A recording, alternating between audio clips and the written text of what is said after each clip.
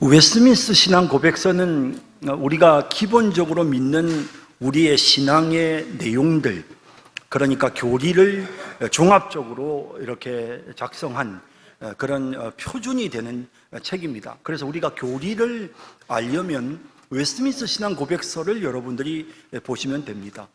이 웨스트민스터 신앙 고백서는 정말 잘 짜여져 있고요, 우리가 믿는 신앙을 더 이상 이것보다 어떻게 더 잘 표현할 수 있을까라는 생각이 들 만큼 아주 구체적이면서도 굉장히 깊이 있게 포괄적으로 성경 중심으로 잘 표현을 하고 있습니다. 물론 성경에 나오는 내용들을 이렇게 짧은 문장에 담아내야 하기 때문에 조금 문장이 어려울 수는 있습니다. 하지만 우리가 다 아는 내용이기 때문에 천천히 그 내용을 음미하면서 살펴보면 누구나 다 이해할 수가 있는 것입니다. 오늘은 웨스트민스터 신앙 고백서 제29장 성찬의 내용을 함께 살펴봐야 되겠는데요, 먼저 1절 같이 한번 보시죠. 1절 같이 읽겠습니다. 우리 주 예수님께서는 배신당하시던 밤에 성찬이나 불리는 자기 몸과 피의 성례를 제정하시어 자기 교회에서 세상 끝날까지 준행하게 하셨다. 이는 주님께서 죽으심으로 자기 자신을 제물로 바치신 일을 항구적으로 기억하게 하며 참 신자에게 미치는 그 희생의 은덕들, 그분 안에서 그들이 누리는 영적 양식과 성장, 그들이 그분께 다하여야 할 모든 의무를 이행하는 데까지 나아갈 것을 인치려 합니다. 또한 성찬은 그들이 그분과 더불어 나누는 교제와 그분의 신비적 몸의 지체로서 서로 나누는 교제의 띠요 보증이다. 자, 이제 이 내용 차근차근 한번 살펴봅시다. 자, 먼저 우리 주 예수님께서 배신당하시던 밤에 성찬이라고 불리는 자신의 몸과 피의 성례를 예수님이 직접 제정하셨습니다. 그리고 이것을 계속해서 준행하라고 제자들에게 요구하셨습니다. 그리고 이것은 주님께서 죽으심으로 자기 자신을 제물로 바치신 일, 예수님이 우리를 위해서 대신 죽으신 속죄의 제물로 죽어주신 일을 항구적이라는 말 아시죠? 계속해서 변함없이 기억하도록 하기 위해서 이 성찬 예식을 예수님이 직접 제정하셨습니다. 세상 끝날까지 계속해서 이 예식을 준행하라고 하시면서 항구적으로 예수님께서 우리의 제물 되신 일을 기억하도록, 여기 이제 중요한 단어가 나왔습니다. 항구적으로 기억하는 것. 성찬 예식은 예수님이 우리에게 베푸신 십자가의 그 죽음, 우리를 위하여 제물이 되신, 속죄의 제물이 되신 일을 우리가 계속해서 잊지 않고 항상 기억하기 위해서 시행하는 예식입니다. 참 신자에게 미치는 그 희생의 은덕들. 자, 예수님께서 우리를 위해서 이루신 그 십자가의 은혜는 참된 신앙을 가지고 있는 믿는 자들에게 그 영향이 미치죠. 그 희생의 은덕. 예수님께서 우리를 위해 희생하심으로써 우리에게 주시는 그 은혜가 참 신자에게 미칩니다. 그리고 그분 안에서 그들이 누리는 영적 양식과 성장. 자, 우리가 예수 그리스도로 인하여 우리가 이제 예수 그리스도의 은혜로, 십자가의 은혜로 인하여 우리가 죄사함을 받고 구원받은 것으로만 끝나는 것이 아니고 이제 우리가 어떻습니까? 우리가 성장하죠. 성장하고 자랍니다. 예수 안에서 우리는 영적으로 성장합니다. 그래서 성장하기 위해서는 우리가 음식을 먹어야 되는데 이 예식은 우리에게 영적인 양식으로 제공되고 이것을 통해서 우리가 영적으로 성장이 되는 일들이 일어납니다. 또 우리가 이 성찬 예식을 통해 그들이 그분께 다하여야 할 모든 의무를 이행하는 데까지 나아가는데요, 그러니까 이제 우리가 성장해서 자라서 이제 예수님을 찬양하고 예수님을 기억하고 예수님을 전하는 이와 같은 일들까지 하도록 이 성찬 예식이 우리에게 영향을 끼치는 것입니다. 그래서 이것을 인친다라고 표현하고 있습니다. 예수님께서 우리를 위해서 십자가에 못 박혀 죽으신 그 놀라운 은혜를 계속해서 잊지 않고 항상 기억하고, 그리고 내게 주신 그 주님의 그 은혜가 우리에게 영향을 끼치고, 우리가 이 성찬 예식을 통해서 영적으로 성장되어지고, 그리고 이제 내가 정말 주님을 찬양하고 예수님을 전해야 되겠다고 하는 그런 결단까지 하도록 하는, 이와 같은 일을 확실하게 도장 찍는 것이 바로 성찬 예식이다 라고 말씀하고 있는 것입니다. 자, 고린도전서 11장 23절에서 26절에 보면 내가 너희에게 전한 것은 주께 받은 것이니 주님께 받았다 되어 있죠. 주님께서 우리에게 이걸 제정해 주셨습니다. 사람이, 교회가 이 예식을 제정한 것이 아니고 주님께서 친히 우리에게 주신, 그래서 이것은 주께 받은 것입니다. 곧 주 예수께서 잡히시던 밤에 떡을 가지사 축사하시고 떼어 이르시되 이것은 너희를 위하는 내 몸이니 이것을 행하여 뭐하라고요? 나를 기념하라. 예수 그리스도께서 우리를 위해서 희생하시고 죽어주신 그 십자가의 은혜를 뭐하라? 기억하라는 것이죠. 그래서 기념이라는 말은 잊지 않고 기억하는 것입니다. 성찬 예식은 그걸 위해서 하는 것입니다. 19회 또한 그와 같이 잔을 가지시고 이르시되 이 잔은 내 피로 세운 새 언약이니 이것을 행하여 마실 때마다 뭐하라고요? 나를 기념하라 라고 하시고 있습니다. 그래서 이것을 나를 기념하라 하셨으니, 그리고 이것을 행함으로써 이 떡을 먹으며 이 잔을 마심으로써 주의 죽으심을 우리가 계속해서 기억하고 또 기억하고, 그리고 그것을 우리가 또 전하게 되는, 기억함으로써 우리가 또 전달하게 되고 전할 수 있게 되는 이런 일들이 성찬 예식을 통해서 우리에게 주어지게 된다라는 것입니다. 자, 보세요. 또 그 다음 부분이요. 또한 성찬은 그들이 그분과 더불어 나누는 교제와 그분의 신비적 몸의 지체로서 서로 나누는 교제의 띠요 보증이다. 자, 이 성찬이 이제 우리가 주님과 더불어서 교제하는 것이다. 이 성찬 예식을 하면 우리가 주님과 더불어 교제하는 것이고, 또 뿐만 아니라 그분의 신비적인 몸의 지체인 우리 교회, 우리 예수 믿는 믿음의 성도들이 서로 함께 교제하도록 돕는, 그런 마치 교제를, 성도와 성도 사이의 교제를 연결하는 띠와 같은 것이고, 그리고 이것을 가능하게 만드는 보증과 같은 것이 바로 다름 아니라 이 성찬 예식이다라는 것입니다. 고린도전서 10장 16절에 보면 우리가 축복하는 바 축복의 잔은 그리스도의 피에 참여하는 것이다. 그러니까 예수 그리스도와 교제하는 것입니다. 우리가 정말 주님과 더불어 깊은 교제를 나누기 위해 그리스도의 피에 참여하고, 우리가 떼는 떡은 그리스도의 몸에 참여하는 것이다. 그리하여 우리가 주님과 더불어 교제하고 우리 주님과 더불어 연합하는 이러한 일들이 성찬식을 통해서 이루어지게 되고요. 그뿐만 아니라 고린도전서 10장 17절에 떡이 하나요 많은 우리가 한 몸이니 이는 우리가 다 한 떡에 참여함이라. 그래서 우리가 이렇게 다 함께 같은 떡을 먹음으로써 성도들이 서로 교제하는, 식구라고 하죠. 같이 먹는다는 거예요.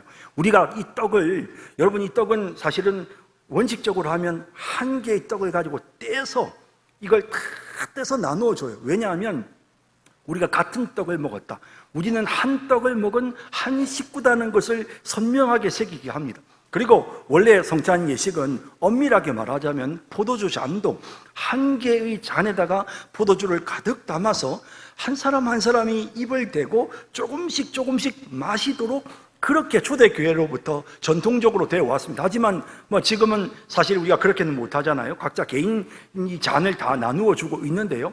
하여간 이런 원래의 이 성찬 예식이 갖고 있는 이 취지가 무엇이냐면 우리가 하나다, 서로 우리는 하나이다, 우리가 한 식구다라는 사실을 깨닫게 하고, 그럼으로써 우리가 서로 용서하고 서로 협력하고 서로 사랑할 수 있는 그런 마음을 갖게 하는 이런 의미로 우리가 성찬 예식을 거행하게 된다라는 것입니다. 이것이 첫 번째 절입니다. 그 다음 두 번째 절 봅시다. 같이 읽겠습니다. 이 성례로 그리스도께서 성부께 제물로 바쳐지지 아니하며 산 자와 죽은 자를 사죄하는 실제적 희생 제물이 되지도 아니하신다. 성찬은 다만 그분께서 십자가에서 단번에 자기를 바치신 일을 기억함이며 이 일에 감사하여 할 수 있는 모든 찬양으로 하나님께 영적인 보답을 하는 것이다. 따라서 로마 교회가 미사라 부르는 제사는 그리스도의 유일한 희생 제사, 곧 피택자들의 모든 죄를 위한 유일한 화목제에 대한 지극히 가증스러운 모독이다. 자, 이제 이 성례가 잘못 오해되지 않아야 되는데요. 자, 이제 여러분 보세요. 이 성례, 이 성찬 예식을 거행할 때 사실은 이 예식은 우리가 예수님의 십자가의 죽으심을 기억하는 것이지 실제로 그 예수님의 희생시키는 건 아니잖아요. 근데 이제 이 천주교의 미사는 어떠냐면, 천주교의 미사는 그 떡을 쪼개는 이것을 뭐라고 하냐면 이게 제사라는 거예요. 예수님께서 다시 한번 이 성찬식을 통해서 그 자리에서 살이 찢어지고 그 자리에서 예수님의 피를 흘리시는 속죄의 제사가 바로 성찬식이다라고 이렇게 천주교에서는 주장을 하는데요. 그게 아니라는 것입니다. 왜냐하면 예수님께서 이미 십자가에서 우리의 죄를 다 용서하셨기 때문에 또다시 제사를 드릴 필요가 없는 것입니다. 이 성례로 그리스도께서 성부께 제물로 바쳐지지 아니합니다. 다시 예수님을 이렇게 제물로 드리는 이런 일을 하기 위해 성찬식 하는 거 아닙니다. 산자와 죽은 자들을 사죄하는 실제적 희생 제물이 되지도 않습니다. 이것을 행함으로써 우리의 죄가 용서되거나 그거 아니에요. 우리는 이 예식을 통해서 예수님이 우리를 위하여 죽으신 희생 제사를 기억하는 것이지, 우리가 그걸 지금 다시 재현하는 것이, 십자가를 재현하는 것이 아니라는 거, 그게 굉장히 중요한 부분입니다. 왜냐하면 천주교에서는 요즘도 계속해서 이것을 십자가의 재현이라고 생각하고 있거든요. 자, 히브리서 9장 25절에서 26절, 대제사장이 해마다 다른 곳에 피로써 성소에 들어가는 것과 같이 자주 자기를 드리려고 아니하실지니 그리하면 그가 세상을 창조한 때부터 자주 고난을 받아야 할 것이로되 이제 자기를 단번에 제물로 드려 죄를 없이 하시려고 세상 끝에 나타나셨네. 한 번으로 우리의 죄를 완전히 속죄했는데 계속 반복하는 게 아니라는 겁니다. 히브리서 9장 28절, 이와 같이 그리스도도 많은 사람의 죄를 담당하시려고 단번에 들이신 바 되셨고 구원에 이르기 위하여 죄와 상관없이 자기를 바라는 자들에게 두 번째 나타나신, 단번에 속죄의 죽음을 죽으시고 부활하시고 승천하신 예수님이 우리를 구원하시기 위해 재림하시는 이런 사실을 성경이 명확히 말씀하고 있는데, 계속해서 지금 예수님을 또다시 십자가에 못 박고 살을 찢고 피를 흘리는 이런 성찬 예식을 이와 같은 제사의 재현이라고 보는 것은, 이것은 엄밀하게 잘못됐다는 것입니다. 성찬은 그 다음 내용요, 다만 그분께서 십자가에서 단번에 자기를 바치신 일을 기억하는 것이죠. 그래서 계속해서 고린도전서 11장에 보면 나를 기념하라, 나를 기념하라 라고 말씀하시죠. 그리고 이 잔을, 이 떡을 먹을 때마다 그의 죽으심을 기념하고 전하라 라고 하는 그런 메시지인 거죠. 자, 이 일에 감사하여, 그래서 우리는 이 예식을 통해 이 일에 감사하여 할 수 있는 모든 찬양으로 하나님께 영적인 보답을 하는 것이죠. 그래서 이것을, 이 예식을 통해서 우리가 정말 예수님이 우리를 위해 살찢고 피 흘려주신 그 은혜를 기억하면서, 그러면서 감사드리는, 마음을 다해 감사하는, 그래서 정말 우리가 찬양하고 감사드리면서 영적으로 하나님께 보답하는 이 예식을 통해서요, 그런 일을 한다는 것입니다. 마태복음 26장 26절, 그들이 떡을 때 예수께서 떡을 가지사 축복하시고 떼어 제자들에게 주시며 이르시되 받아서 먹으라, 이것은 내 몸이니라 하시고 돈을 가지사 감사 기도하시고 그들에게 주시며 이르시되 감사 기도를 하시고 이것을 마시라 라고 하셨습니다. 그래서 이 예식을 통해서 우리는 감사를 드리는 것입니다. 정말 주님 감사합니다. 이 떡을 먹고 이 잔을 받아 마실 때 우리에게 필요한 것은 감사입니다. 주님 너무 감사합니다. 이렇게 감사를 표현하고 찬양하는 이런 일들이 바로 성찬 예식에 이루어져야 되는 것이라는 것입니다. 따라서 로마 교회가 미사라 부르는 제사는 그리스도의 유일한 희생제사, 곧 피택자들의 모든 죄를 위한 유일한 화목제, 예수님이 한 번에 우리의 죄를 다 용서하셨는데 그 죄에 대해 화목 제사에 대한 지극히 가증스러운 모독이다. 왜냐하면 계속 또 예수님이 십자가에 못 박혀 죽으시고, 미사 때마다 또 살찌고 피 흘려 죽으시고, 또 우리를 위해서 희생의 죽음을 반복하는 이런 일들을 만약에 성찬식이 그런 의미라고 한다면, 이것은 예수님이 십자가에서 죽으신 그 속죄의 죽음을 우리가 모독하는 일이 될 수밖에 없다라는 것입니다. 히브리서 7장 27절, 그는 저 대제사장들이 먼저 자기 죄를 위하여 다음에 백성의 죄를 위하여 날마다 제사를 드리는 것과 같이 할 필요가 없으니 이는 그가 단번에 자기를 드려 이루셨다. 그죠? 또 히브리 10장 11절 12절에 제사장마다 매일 서서 섬기며 자주 같은 제사를 드리되 이 제사는 언제나 죄를 얻게 하지 못하거니와 오직 그리스도는 죄를 위하여 한 영원한 제사를 드리시고 하나님 우편에 앉으셨다. 또 10장 14절에 그가 거룩하게 된 자들을 한 번의 제사로 영원히 온전하게 하셨다. 10장 18절 이것들을 사하셨은즉 다시 죄를 위하여 제사 드릴 것이 없다 하셨다. 그러므로 성찬식을 미사로 이해하면 안 됩니다.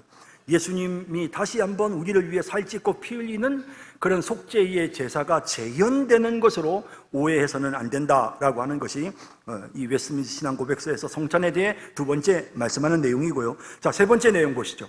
세 번째 내용 같이 한번 읽어볼까요? 읽겠습니다. 주 예수님께서 이 성례로 자기 사역자들이 자기가 제정하신 말씀을 백성에게 선포하고 기도하고 빵과 포도주를 축사하여 통상적 용도로부터 거룩한 용도로 구별하고 떡을 취하여 떼며 잔을 취하여 그들도 서로 나눌 뿐만 아니라 두 가지를 다 수찬자에게 주게 하셨으나 회중 가운데 참석하지 않은 자에게는 주지 말 것을 명하셨다라고 되어 있습니다.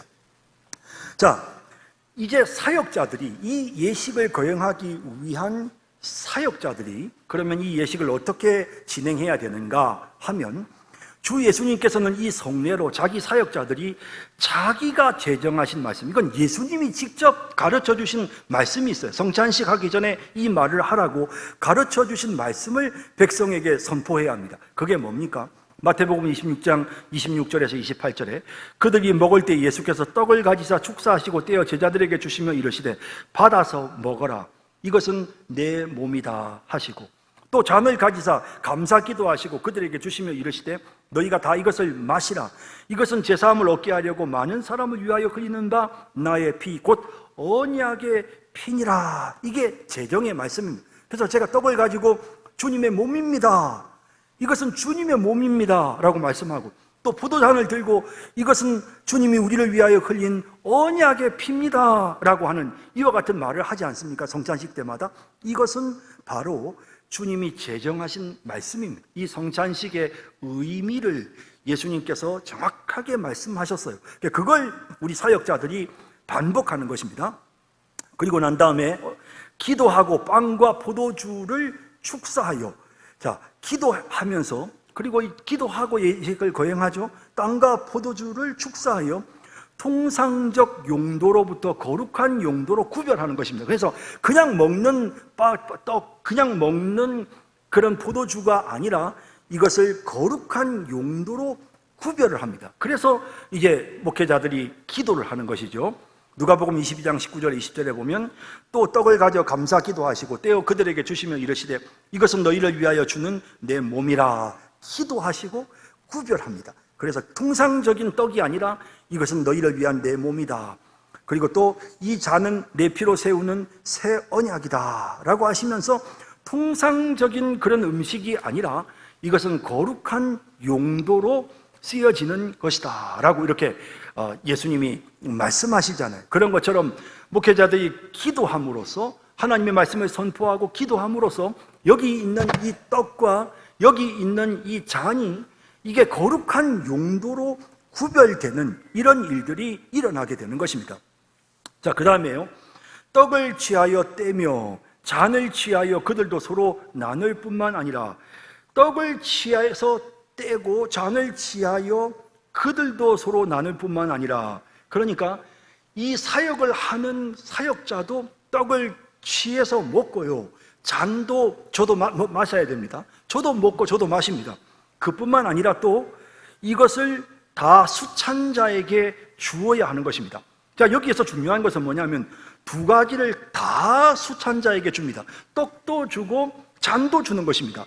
자, 11장 고린도전서 11장 26절에 너희가 이 떡을 먹으며 이 잔을 마실 때마다 주의 죽으심을 그가 오실 때까지 전하는 것이니라 라고 말씀합니다. 그러니까 떡을 먹고 잔도 마셔야 합니다. 자, 그런데 천주교에서는 떡은 주지만요, 영성체라고 하는 떡은 성도들에게 주지만 잔은 사제가, 신부가 혼자만 마십니다. 그래서 혼자만 마시고 자기가 교회를 대표하기 때문에 혼자만 마시는 거예요. 그리고는 성도들에게 주지 않습니다. 이유는 그렇습니다.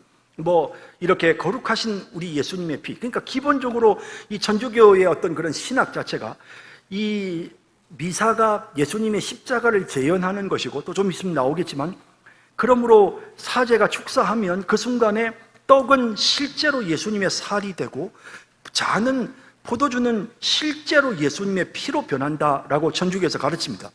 그러니 이 실제의 피를 혹시라도 성도들과 나누다가 정말 흘릴 수도 있잖아요. 그러니까 그렇게 하지 않기 위해서 이건 사제만 혼자서 대표로 먹는 이런 방법을 취합니다. 근데 이것이 아니라는 겁니다. 왜냐하면 성경에 너희가 떡을 먹으며 잔을 마신다라고 하는 내용이 계속 반복에 나오거든요. 그래서 우리는 성찬식에서 떡도 먹고 잔도 받아서 마시는 이런 성찬 예식을 우리가 하고 있는 것입니다. 또 그 다음요, 회중 가운데 참석하지 않은 자에게는 주지 말 것을 명하셨다. 반드시 모여서 이 떡을 먹고 이 잔을 받아 마시는 거예요. 이 성찬 예식은요, 정말 함께 모여서, 하나님의 백성들이 함께 모여서 성찬 예식을 하는 건데, 참석하지 않은 사람들에게 개별적으로 전달하거나 이거는 안 된다는 것입니다. 사도행전 20장 7절에 그 주간의 첫날에 우리가 떡을 떼려 하여 모였더니 바울이 이튿날 떠나고자 하여 그들에게 강론할 때 말의 밤중까지 계속 떡을 떼려 하여 모였다. 성찬식은 성찬식을 위해 모여야 되는 것입니다. 고린도전서 11장 20절에도 그런즉 너희가 함께 모여서 주의 만찬을 먹을 수 없으니, 함께 모여서 먹어야 되는데 준비가 안 돼가지고, 그래서 모일 수 없으니 먹을 수 없다라고 하는 그런 내용. 그래서 성찬식은 반드시 함께 모여서 먹는 것이 성찬식이다라는 사실을 보여줍니다. 자, 4절 같이 한번 또 읽어볼까요? 4절 넘어갑니다. 다음과 같은 행동은 이 성례의 본성과 그리스도의 제정과는 위배된다. 즉 사적 미사 곧 이 성례를 신부나 다른 이로부터 홀로 받는 일이며, 잔을 백성에게 주지 않는 일, 떡과 포도주를 숭배하는 일, 숭배를 목적으로 떡과 포도주를 들어 올리거나 행진을 하는 일, 다른 유사 종교적 용도를 위하여 보관하는 일 등이다. 자, 이 네 번째 내용도 사실은 다 이게 지금 천주교에서 하고 있는 것을 보여주는데요. 그래서 이 천주교에서 이것은 그리스도께서 제정하셨음에도 불구하고 인간의 생각대로 하는, 그래서 이 성례를 신부가 홀로 받는, 혼자서 받는, 또 다른 이로부터 이렇게 이 떡을 이렇게 같이 모여서 함께 성찬식을 하는 게 아니고 개별적으로 사람들에게 전달해주는 이런 거 잘못이라는 거죠. 또 뿐만 아니라 잔을 백성에게 주지 않는 거 앞서 말씀드렸습니다. 이거 잘못이라는 겁니다. 그리고 떡과 포도주를 숭배하는 거, 이것도 또 문제입니다.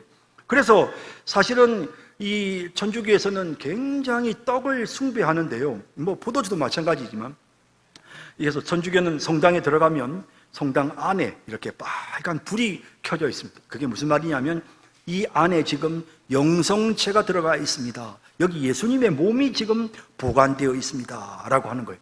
그러면서 이 떡을 굉장히 신성시하고 우상시하는 이런 잘못을 범하게 되는데요.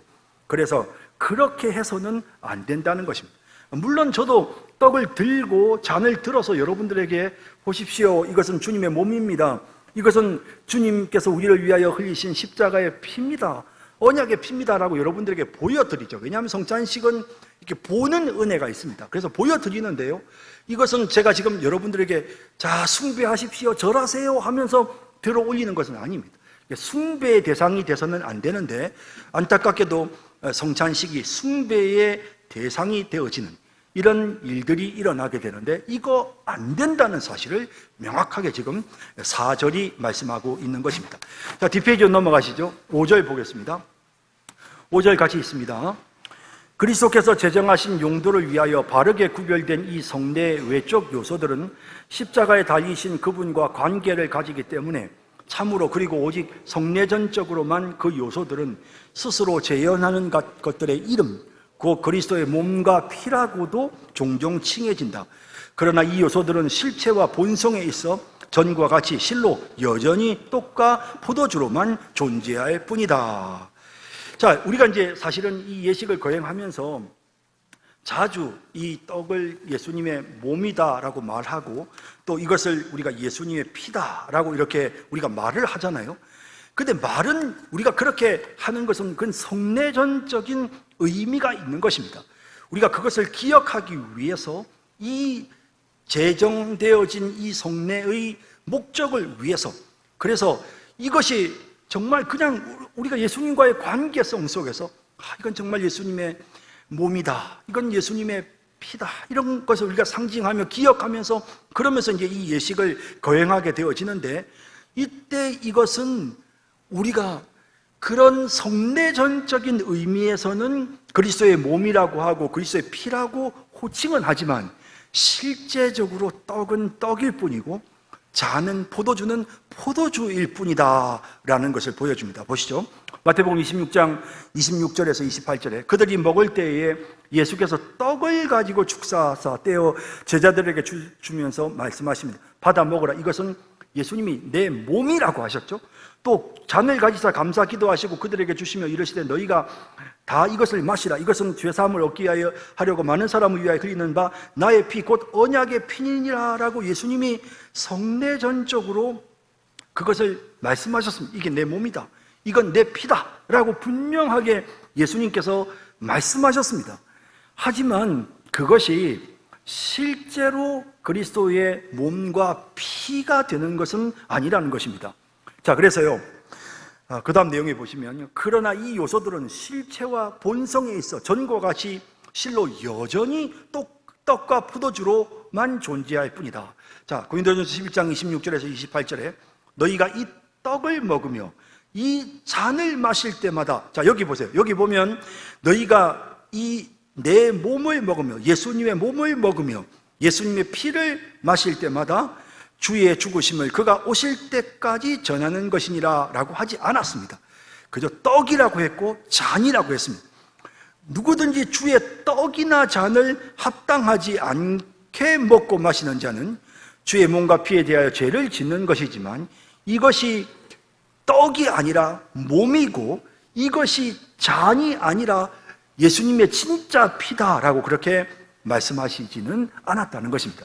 그래서 우리가 정확하게 이것은 그냥 떡이고 이건 그냥 포도주일 뿐이지, 물론 성내전적인 의미를 위해서 예수님과의 관계를 위해서 이 예식에 정말 주님의 십자가의 고난을 우리가 기억하기 위해서 이것을 예수님의 몸이다, 이것이 예수님의 피다라고 호칭을 하지만 실제로 그렇게 예수님의 살과 피가 되는 것은 아니다라는 것입니다. 6절도 역시 그 부분을 설명합니다. 같이 읽어봅니다.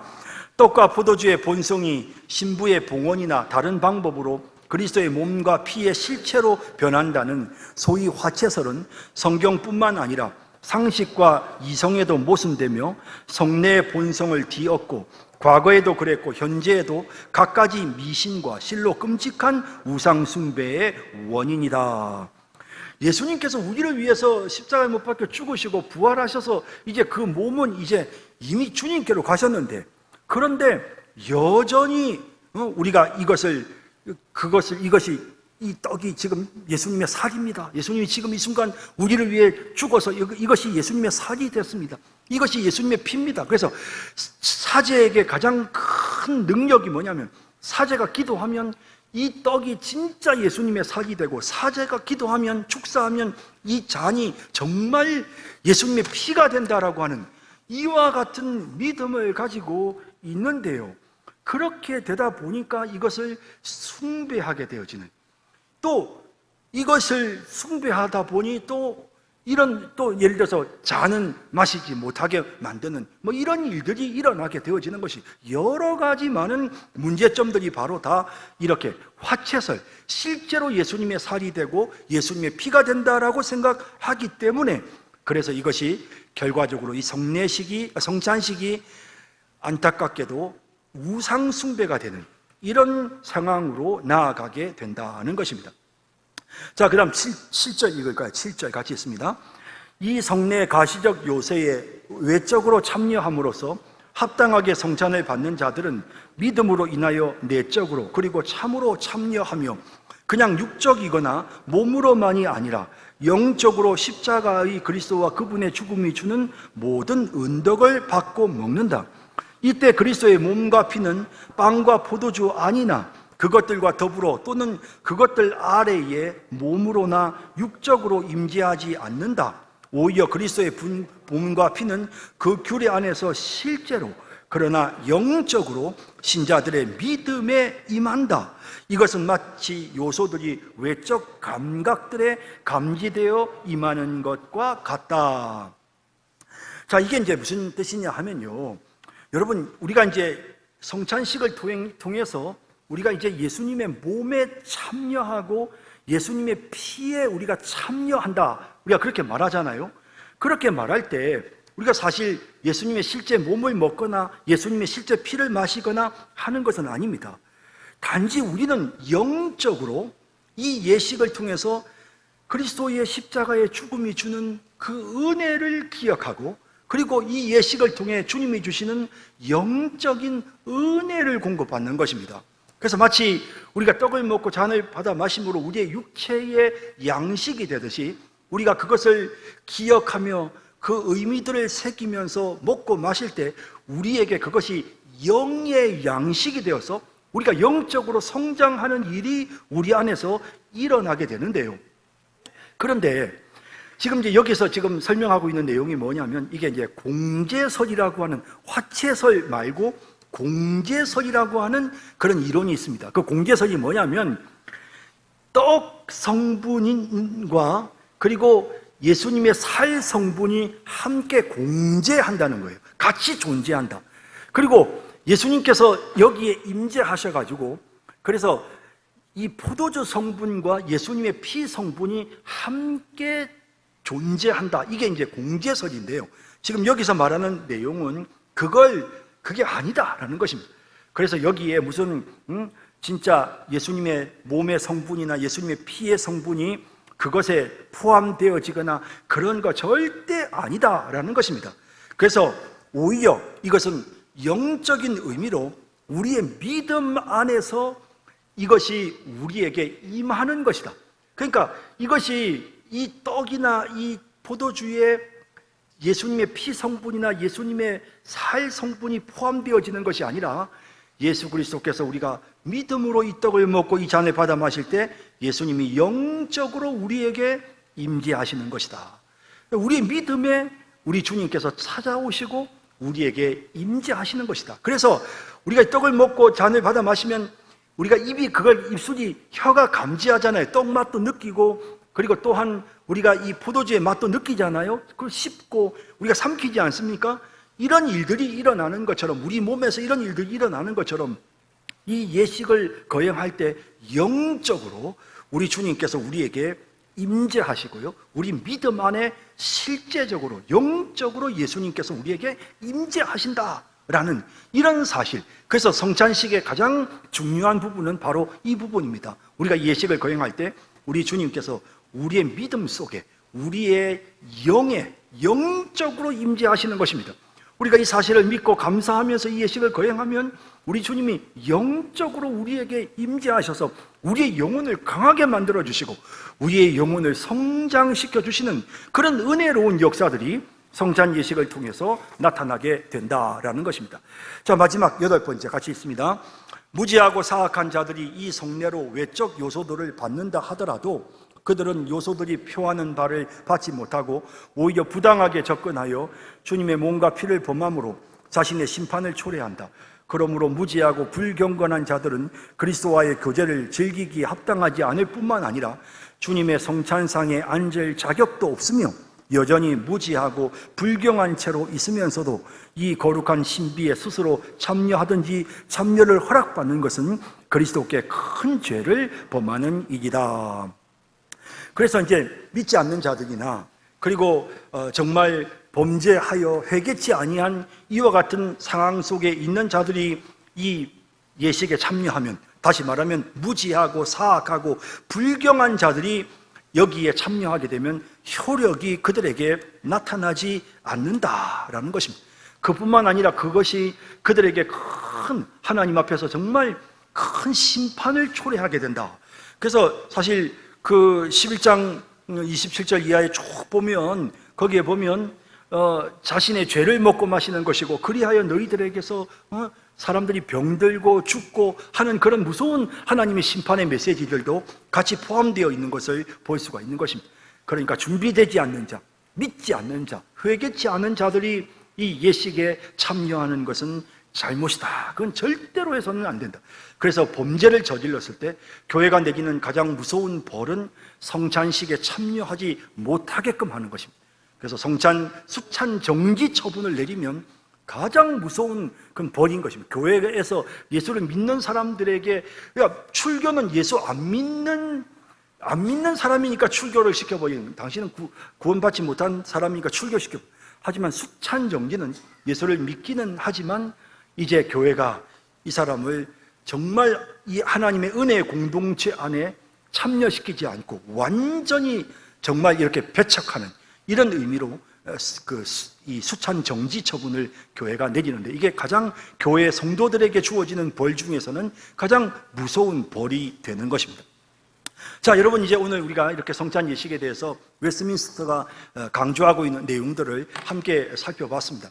이 내용의 핵심은 이것이 예수님께서 제정하신 예식이라는 것이고, 또 이 예식을 통해서 우리가 예수 그리스도의 십자가의 은혜를 기억하는 것에 그 목적이 있다는 것이고, 그리고 이 떡과 이 포도주는 예수님의 살과 예수님의 피를 우리에게 상징하면서 뿐만 아니라 우리가 이 예식을 행할 때 영적으로 우리 주님께서 우리에게 임재하신다. 그래서 주님과 우리가 연합하여 하나가 되는 은혜로운 역사가 나타나게 된다라고 하는 이런 사실을 보여주고요. 천주교에서 말하는 것처럼 예수님의 십자가를 다시 속죄의 죽음을 재현한다? 아니라는 겁니다. 예수님의 살과 피로 바뀐다? 아니라는 것입니다. 이런 사실들을 웨스트민스터 신앙고백서가 분명하게 말씀하고 있는 것입니다. 기도하겠습니다.